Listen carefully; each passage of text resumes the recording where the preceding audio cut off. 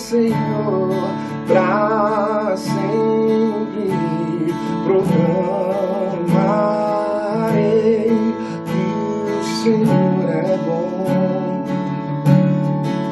O Senhor reinará com majestade.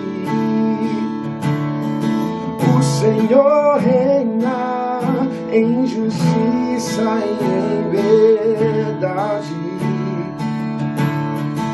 O Senhor reinará com majestade. O Senhor reina em justiça e em verdade. O Senhor é bom, o Senhor é bom, a misericórdia dura para sempre. O Senhor é bom, o Senhor é bom, tua misericórdia dura para sempre. O Senhor reinará com majestade. O Senhor reina em justiça e em verdade. O Senhor é bom, o Senhor é bom, tua misericórdia dura para sempre. O Senhor é bom, o Senhor é bom, tua misericórdia dura para sempre.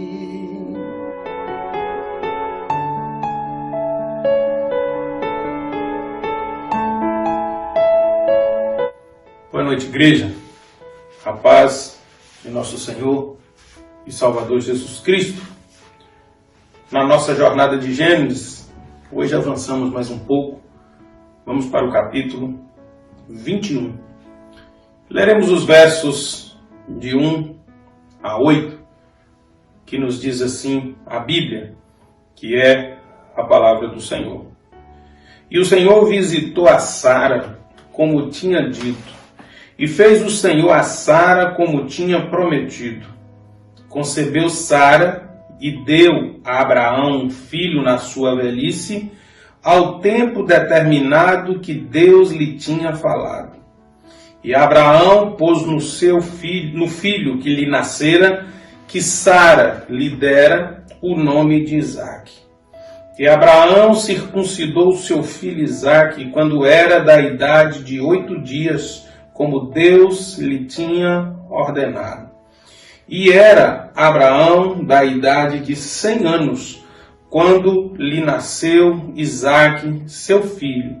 E disse Sara: Deus me tem feito em riso. Todo aquele que o ouvir se rirá comigo. Disse mais: quem diria a Abraão que Sara daria de mamar a filhos, pois lhe dei um filho na sua velhice.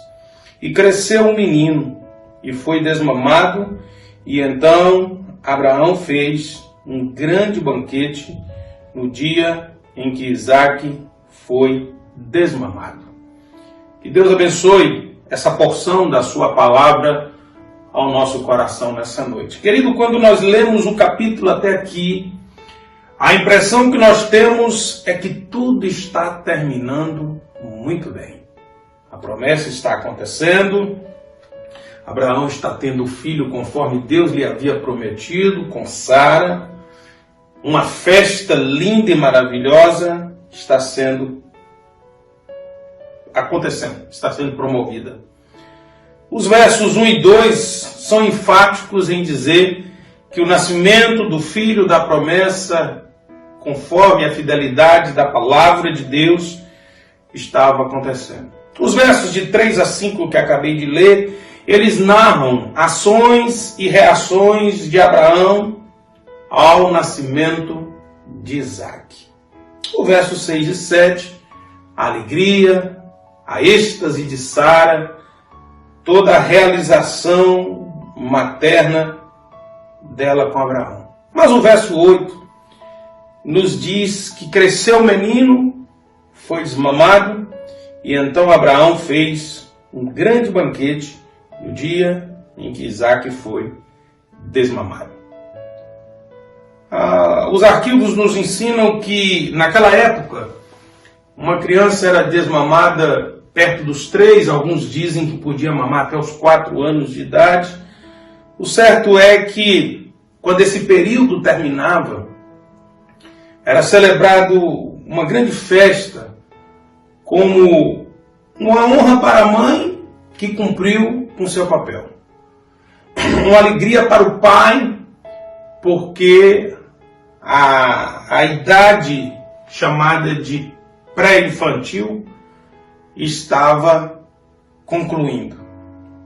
E aí, os versos 9 e 10 já nos apresentam algo que parece destoar dos versos que acabei de ler.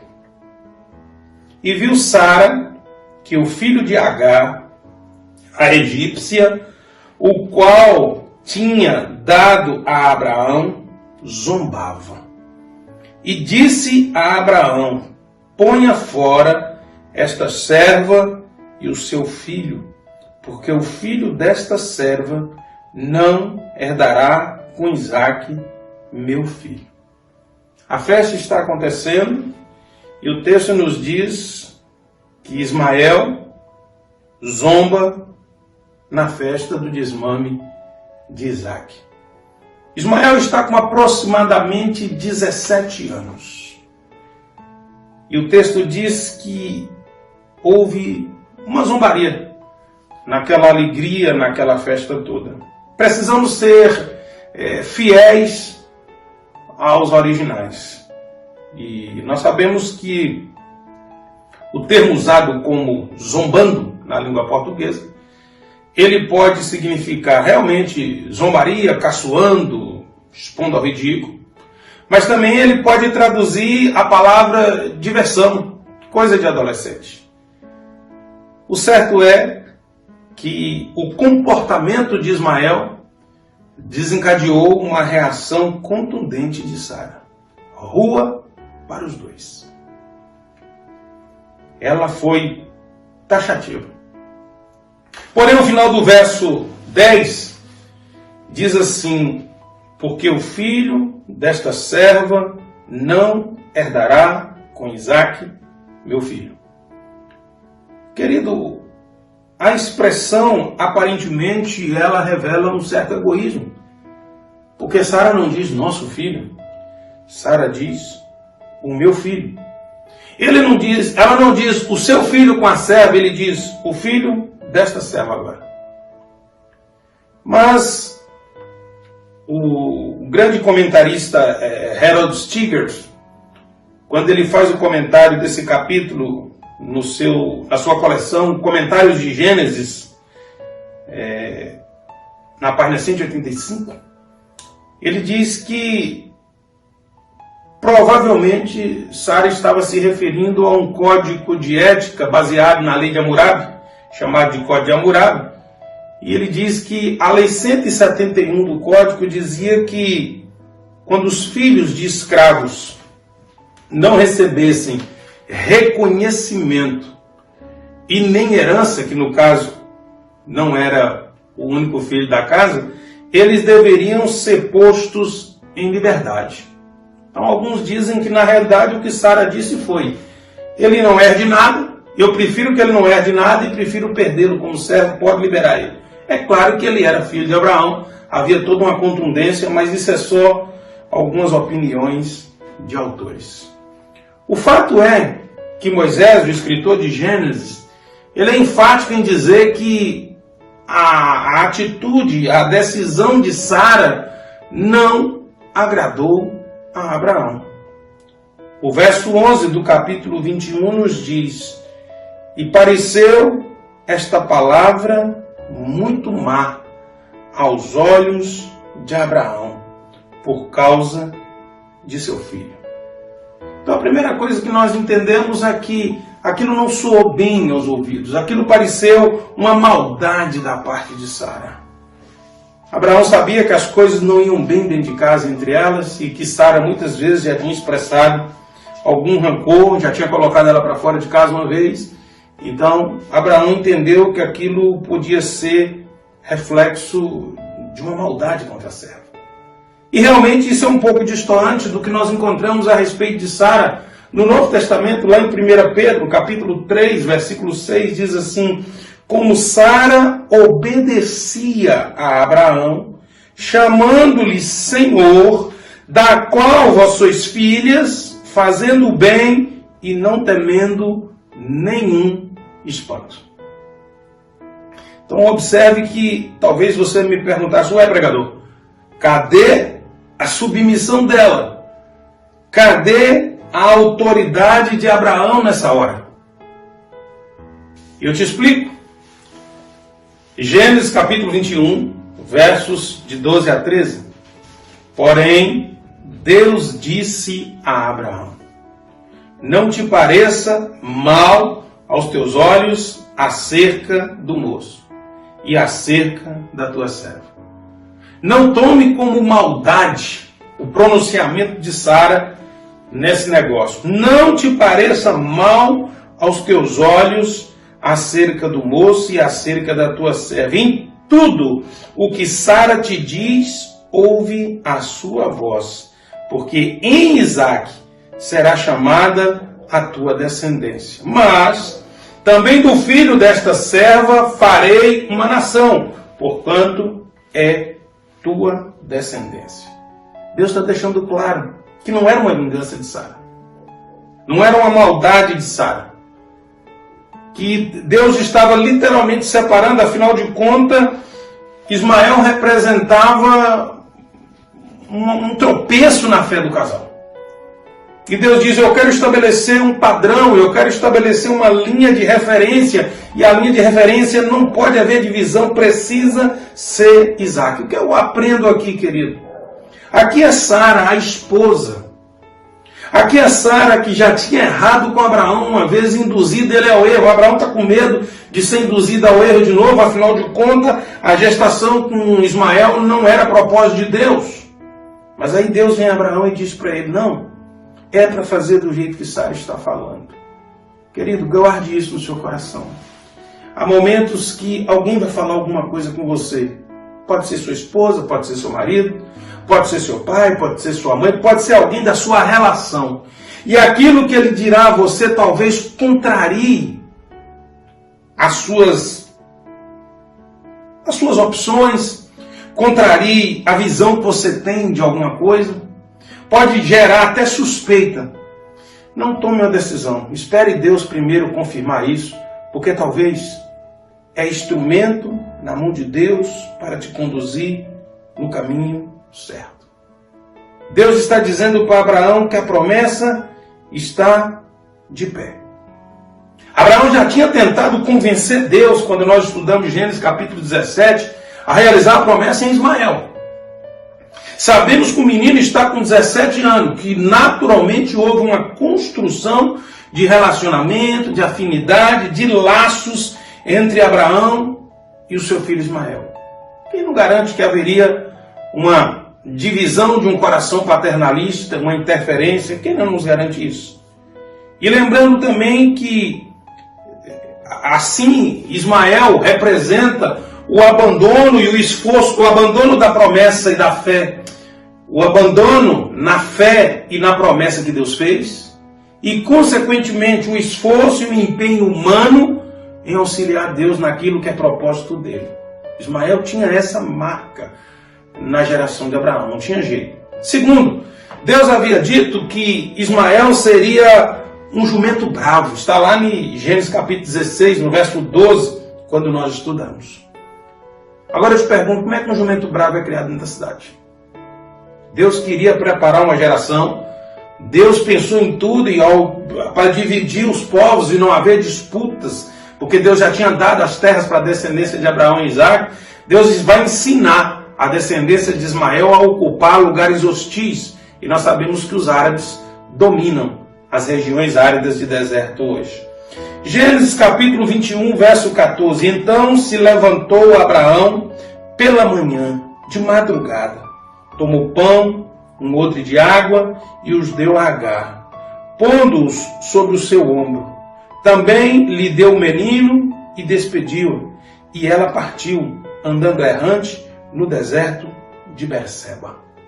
Ismael, a pública declaração de uma falha de Abraão, está indo embora. E agora, embora o tempo tenha passado, talvez ele pense, talvez Abraão pensasse, já são 17 anos. Talvez aquela proposta que eu fiz para Deus há uns anos atrás, de colocar a promessa em Ismael, embora Isaac tenha nascido, talvez Deus aceite a ideia de dividir. Mas o que Abraão está colhendo agora são as consequências. Deus não puniu Abraão pela gestação de Ismael. Deus perdoou a falha de Abraão. Mas Deus não retirou as consequências. E aí eu aprendo muito com o meu pastor sempre dizia: Deus perdoa os nossos pecados, mas não remove as consequências. Foi assim para Davi, está sendo assim para Abraão e será para todos nós. Por isso que nós precisamos tomar muito cuidado com as nossas escolhas. Muito cuidado. No deserto então, Agar vai começar a vagar com seu filho. E quando estão andando por aquele deserto, o suprimento vai acabar. A água vai acabar, o alimento naturalmente vai acabar. E nós somos informados que no versículo 16, Agar se distancia do seu filho ali no deserto de Berseba e vai chorar, afastada.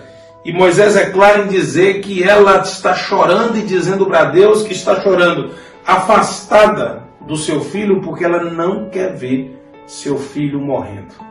E aí nós somos surpreendidos com os seguintes versos.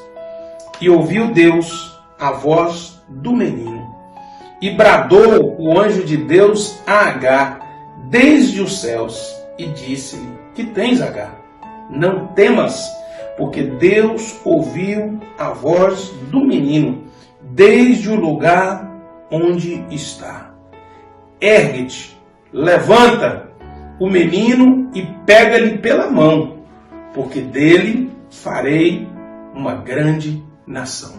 Gênesis, capítulo 21, versos de 17 a 18.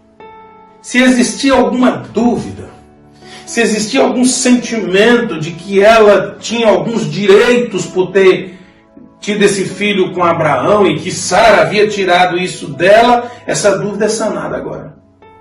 Deus está deixando claro para Agar que a honra, que a bênção dela não reside no fato dela ter esposado Abraão para ter aquele filho. A honra é da descendência de Abraão.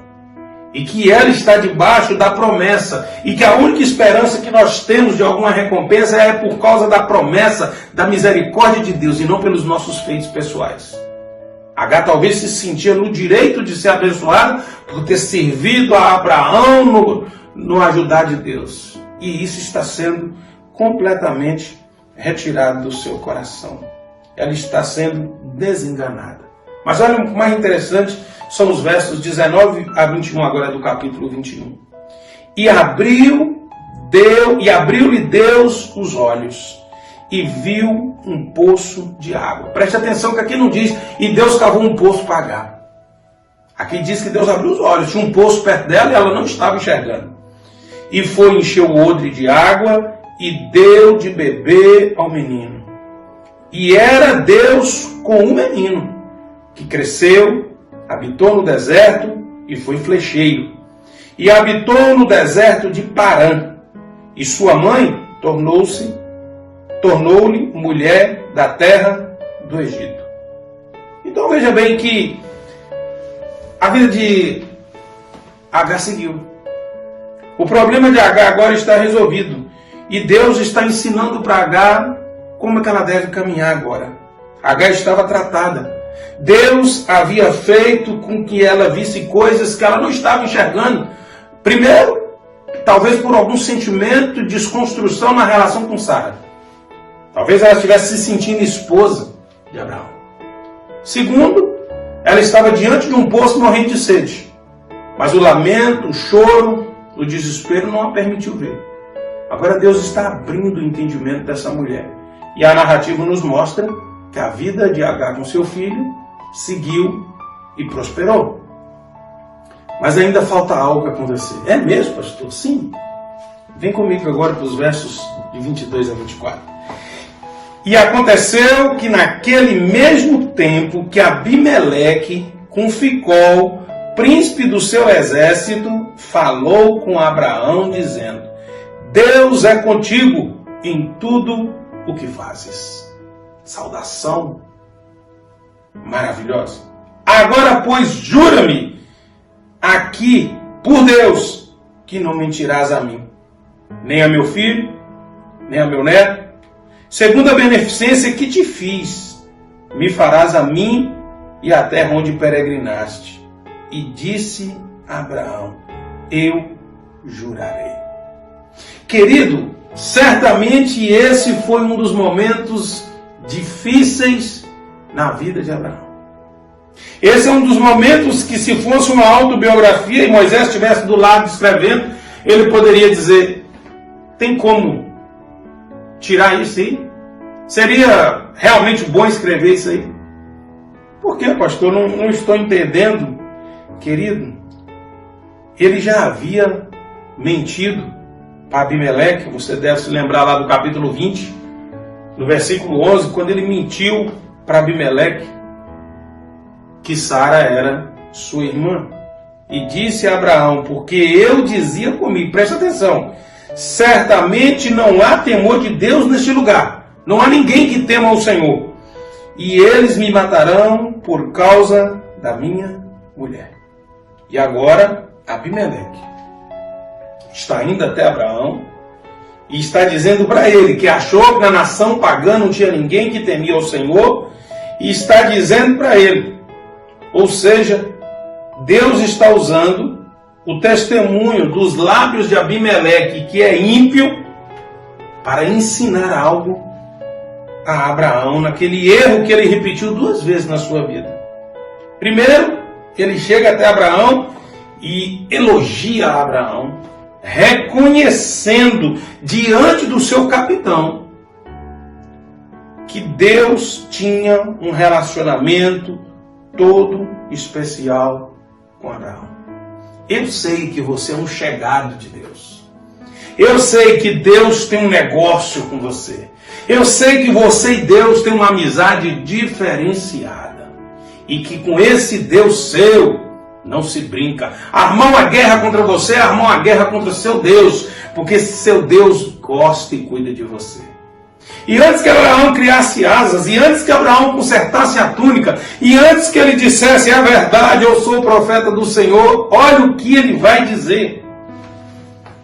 Mas eu quero te pedir que você jure a mim uma coisa, por esse Deus. Eu quero te pedir que você não minta mais a mim. Não minta a ninguém de minha família mais. Querido, é algo terrível. Um ímpio falando com um crente que sabia que Deus andava com ele, mas que não mentisse mais não em nome desse Deus que ele andava.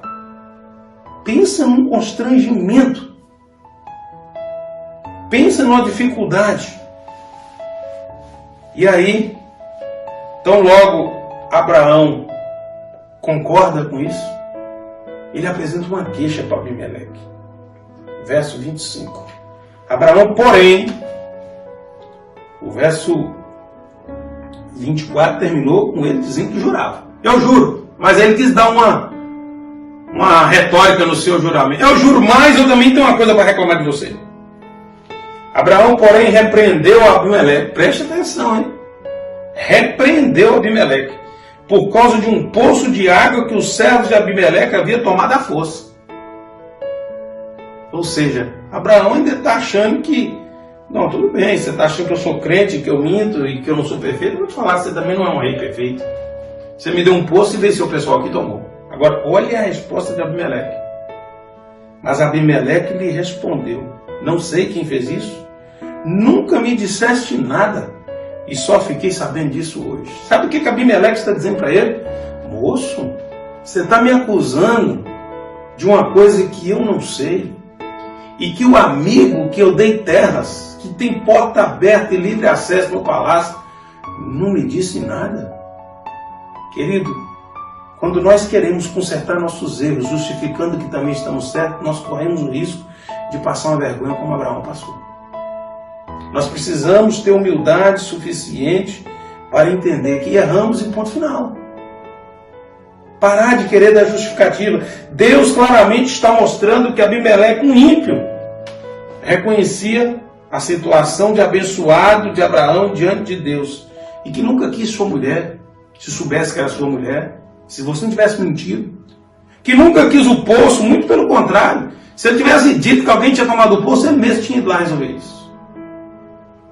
Isso falou tão forte no coração do patriarca, que os versos 27 e 29 nos dizem, então Abraão trouxe ovelhas e bois, Deus a Abimeleque e os bois, e os dois firmaram um acordo. Foi a primeira vez que nós encontramos a palavra aliança nesse sentido. Abraão separou 7 ovelhas do rebanho. Já tinha dado os bois, já tinha dado as ovelhas. Mas separou 7 ovelhas do rebanho. Pelo que Abimeleque lhe perguntou, o que significam essas 7 ovelhas que separaste das demais? Era algo especial. E o que era? Abraão vai explicar.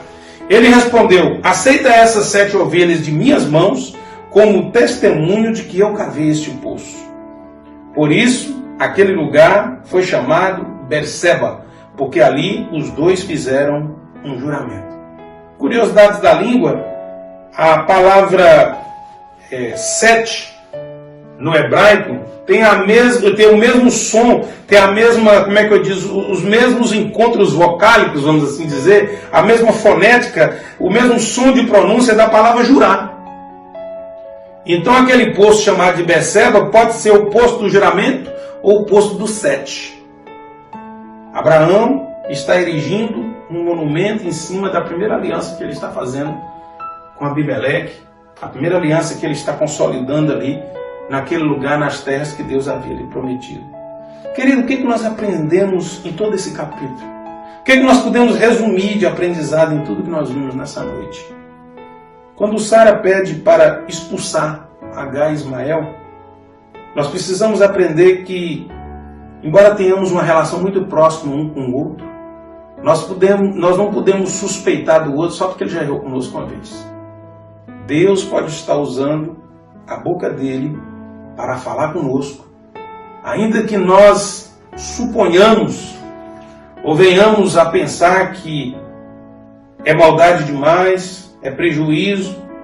Espera Deus confirmar se ele não está nesse negócio antes de fazer qualquer pré-julgamento.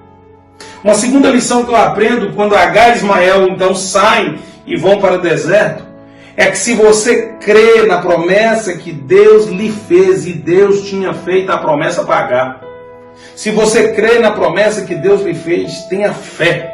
Ainda que você tenha sido levado para aquele lugar que você está por motivos pouco louváveis, ou chegou naquele motivo de maneira desconfortável, creia na promessa.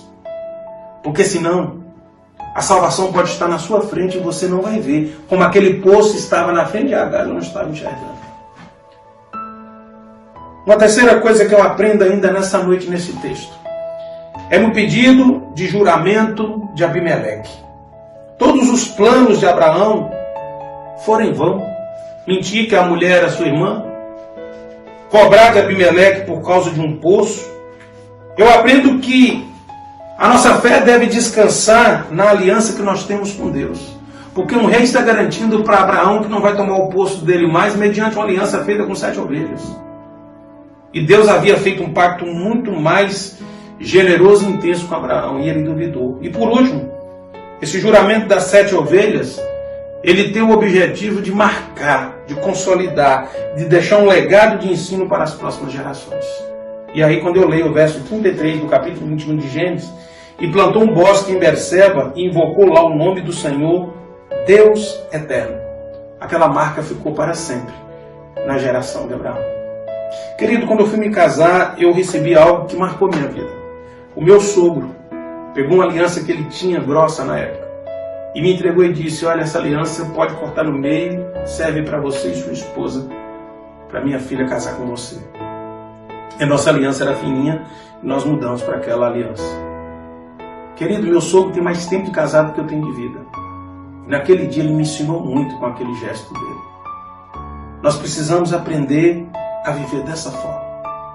E eu espero que a palavra do Senhor tenha ensinado você nessa noite. Curva a sua cabeça, eu quero orar com você agora. Deus, toma esse homem, toma essa mulher nessa noite. E que a palavra do Senhor, que foi derramada no coração dele, seja iluminada, seja revelada, seja explicada e convencida na sua alma pelo Espírito Santo de Deus nessa noite. É no nome de Jesus que nós oramos. Amém? Que Deus te abençoe. Recebe a bênção nessa hora. E agora que o amor de Deus, o nosso Pai, a graça insondável do Senhor e Salvador Jesus Cristo, a consolação, o revestimento, a paz que excede todo entendimento do Espírito Santo, seja sobre a igreja do Senhor Jesus, que está reunida dessa forma, e sobre a igreja do Senhor, espalhada em toda a face da terra, hoje e eternamente. Noite de paz, sono tranquilo, restante de semana abençoada, em nome de Jesus.